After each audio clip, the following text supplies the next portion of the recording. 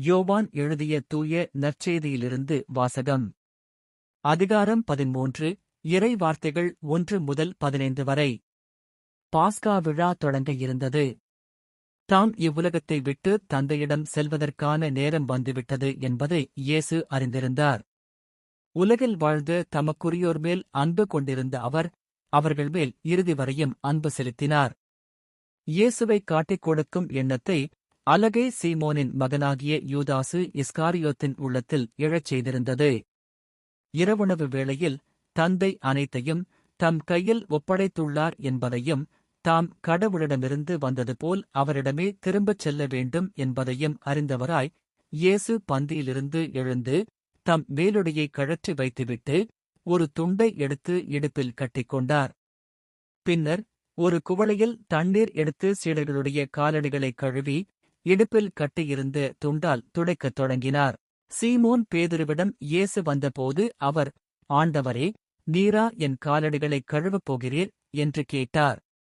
இயேசு மறுமொழியாக, நான் செய்வது இன்னதென்று இப்போது உனக்குப் புரியாது, பின்னரே புரிந்துகொள்வாய் என்றார். பேதுரு அவரிடம், நீர் என் காலடிகளைக் கழுவ விடவே மாட்டேன் என்றார்.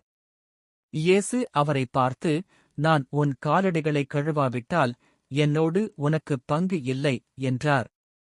அப்போது சீமோன் பேதுரு, அப்படியானால் ஆண்டவரே, என் காலடிகளை மட்டும் அல்ல, என் கைகளையும் தலையையும் கூட கழுவும் என்றார். இயேசு அவரிடம், குளித்துவிட்டவர் தம் காலடிகளை மட்டும் கழுவினால் போதும். அவர் தூய்மையாகிவிடுவார். நீங்களும் தூய்மையாயிருக்கிறீர்கள். ஆனாலும் அனைவரும் தூய்மையாய் இல்லை என்றார். தம்மைக் காட்டிக் கொடுப்பவன் எவன் என்று அவருக்கு ஏற்கனவே தெரிந்திருந்தது. எனவேதான் உங்களுள் அனைவரும் தூய்மையாய் இல்லை என்றார். அவர்களுடைய காலடிகளைக் கழுவிய பின் இயேசு தம் மேலுடையை அணிந்து கொண்டு மீண்டும் பந்தியில் அமர்ந்து அவர்களிடம் கூறியது, நான் உங்களுக்கு செய்தது என்னவென்று உங்களுக்குப் புரிந்ததா?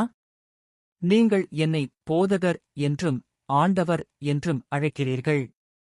நீங்கள் அவ்வாறு கூப்பிடுவது முறையே. நான் போதகர்தான், ஆண்டவர்தான். ஆகவே ஆண்டவரும் போதகருமான நான் உங்கள் காலடிகளைக் கழுவினேன் என்றால், நீங்களும் ஒருவர் மற்றவருடைய காலடிகளைக் கழுவ கடமைப்பட்டிருக்கிறீர்கள்.